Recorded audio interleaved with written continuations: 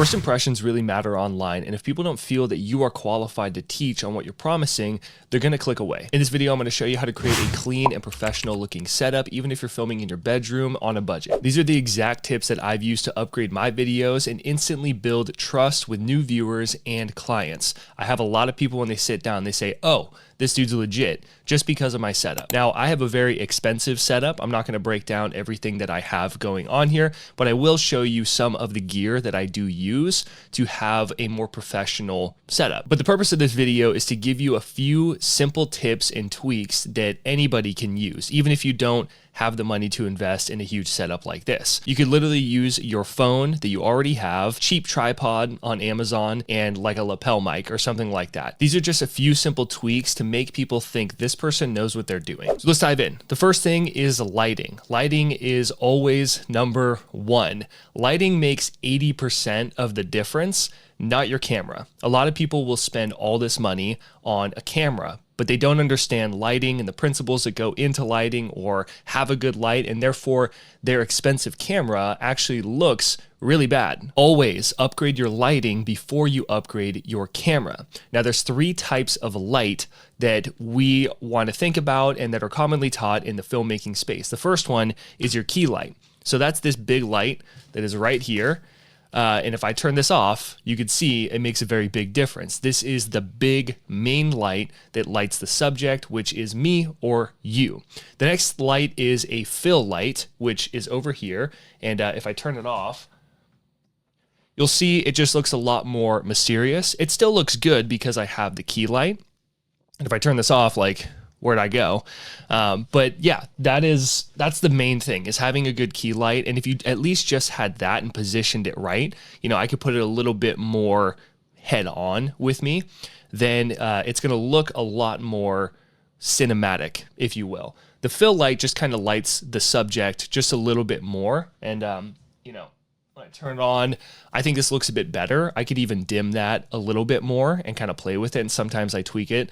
But with your key light, it's best to have it forward and then up and then to the left or the right. And you have a good placement with a key light when, if I turn this off, it'll be easier to see. You should be able to see like a light triangle right here.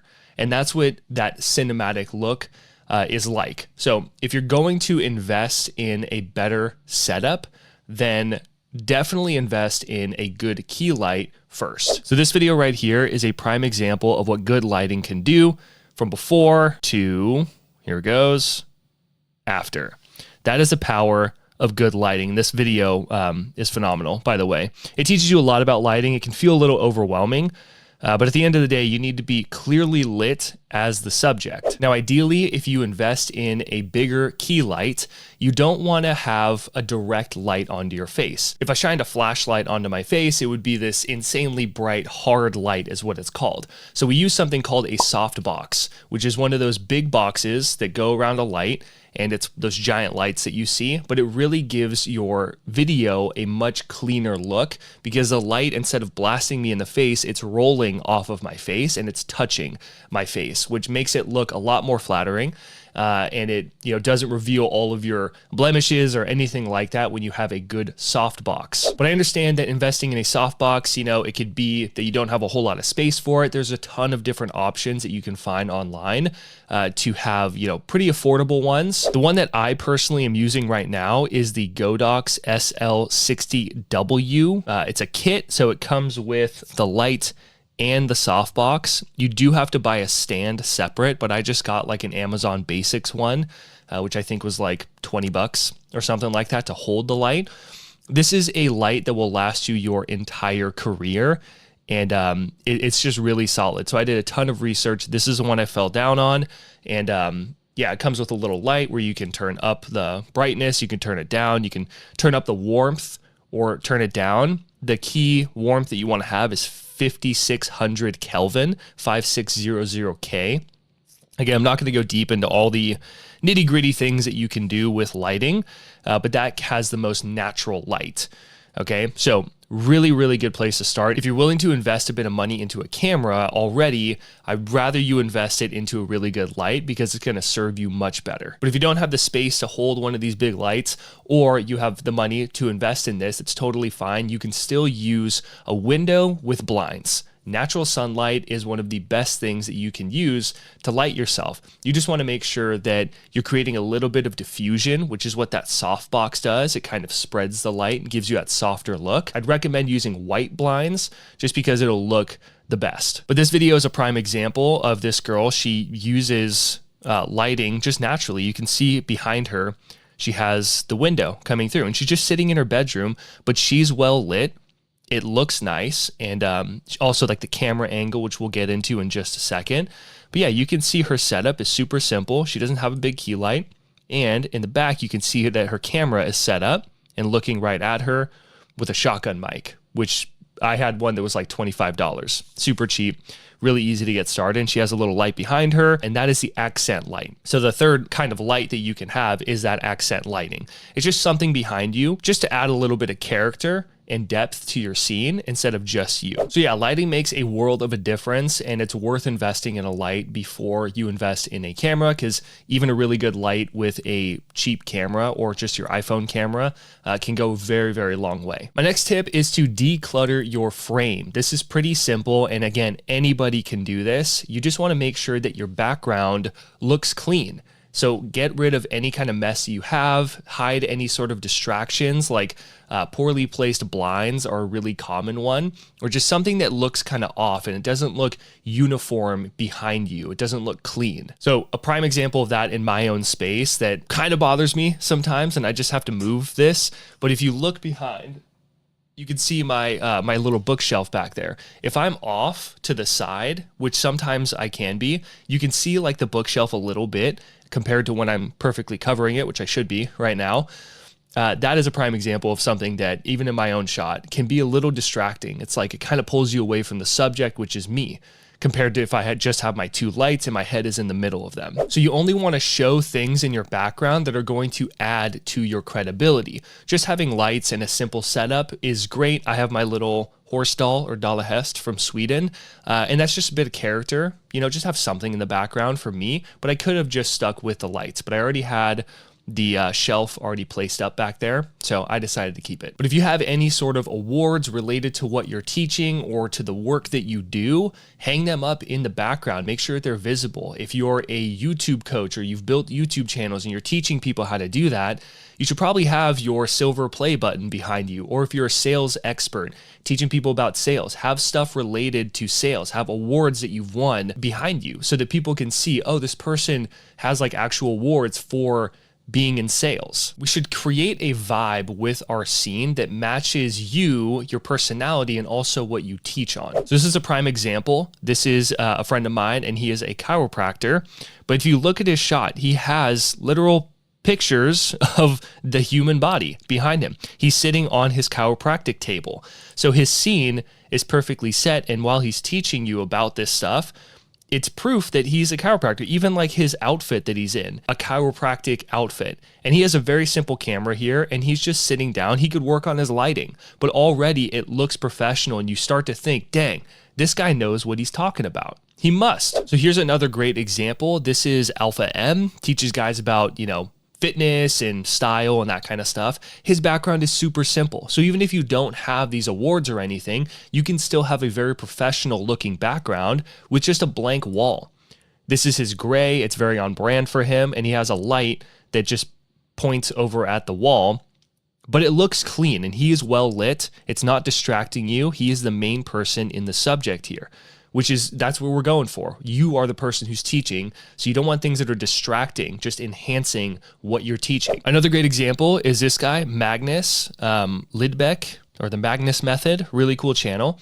But in here, he has a very legitimate setup, but he's talking about snacks that you can make. So if you're a fitness coach or something like that, and you make a video, like notice how it's very clean. He doesn't have stuff just like cluttered up in the background or anything. He's in his kitchen, but it still looks clean and organized.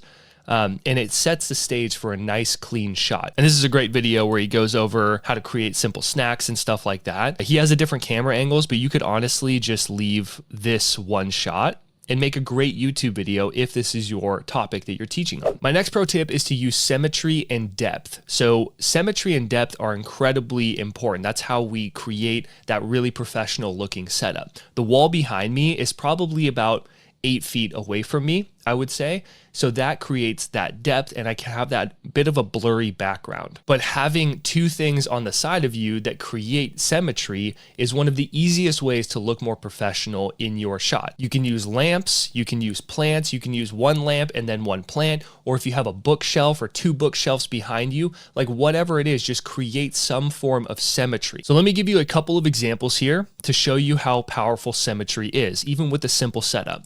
If we go over to Mario Tomic, does a great example of this. He has his lamp in the background. It's not distracting, but it's kind of lit, so it looks pretty cinematic. He also has a very good camera and very good lighting as well. But even if you had a decent light with a decent camera, having the symmetry alone can make you look a lot more professional. So another prime example is Meadow DeVore. She is in the center of the shot, and she uses the lights to have this warm look behind her, but it also creates that symmetry.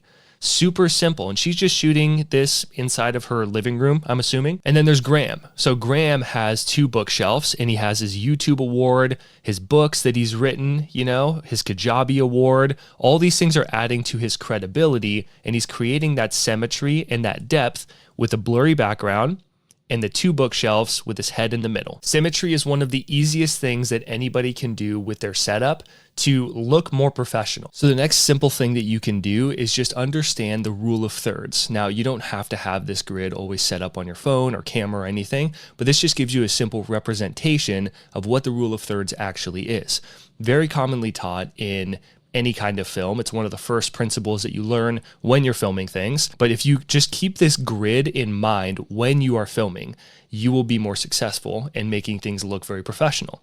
So typically, if with a talking head style or head-on video, we have these two lines. You want your eyes to be on the line or even slightly above. And it would be really awkward if I was filming my video and I was right here and I had a bunch of space above my head, as you can see. So we want to have a little bit of space above your head because it would also look weird if I was cut off, you know?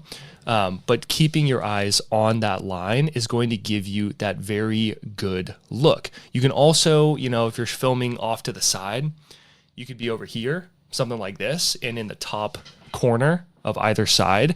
That depends on your setup. I would keep it really simple and just look head on to the camera and just understand that, you know, even if we turn this off, if I go to my camera settings, I will turn this off, boom, and this is what you would see. So you still want to imagine that you have that line or that grid on the shot so that you can always think, okay, I'm in the top third of the shot. And that's where you want your eyes to be. And my last tip is your camera height and your angle. We don't want to have our camera too low. Like imagine if you were on your laptop and you just had it on your desk and it was pointing up at you. You would see your double chin, it would not look good, and it just it wouldn't be as flattering from that bottom up angle compared to when you have your camera looking directly at you like I have mine. Mine's actually a little bit higher and slightly pointed downwards, and that's what gives it a much more flattering look while still keeping me in that rule of thirds. So if you're using your phone, I'd highly recommend that you pick up a simple tripod for, you know, 20 bucks or so off of Amazon. Or if you only have a webcam on your laptop, then make sure that you're putting books or something underneath. You can even get a little laptop stand to raise up the laptop so that your angle is looking directly at you or slightly turned down. So I know that that can feel like a lot, but to recap everything, invest in a good light or just have some blinds with natural sunlight, and you want to create that diffusion so it's not a direct blasting light like a flashlight on your face. Make sure that you declutter your frame, have everything be nice and clean behind you, and make sure that your frame is actually adding to your credibility and not distracting people away from you and your credibility. Remember to use symmetry and depth. Symmetry is one of the easiest things that you can do, and the further your camera is away from the background, the blurrier it will get. Obviously, we can go way deeper into that, but this is just some simple things that you can do, symmetry being one of the biggest. Remember to use the rule of thirds to make sure you're centered in your shot and that your eyes are above that top third line on the frame. And lastly, your camera height and angle. You want your camera to be pointing directly at you or slightly down to give you the most flattering and professional look. If you have any questions or need more help with this, leave a comment below. You're welcome to email me as well, and I'd be happy to look over your setup and give you a couple pointers to make it look even more professional. I'll see you in the next one.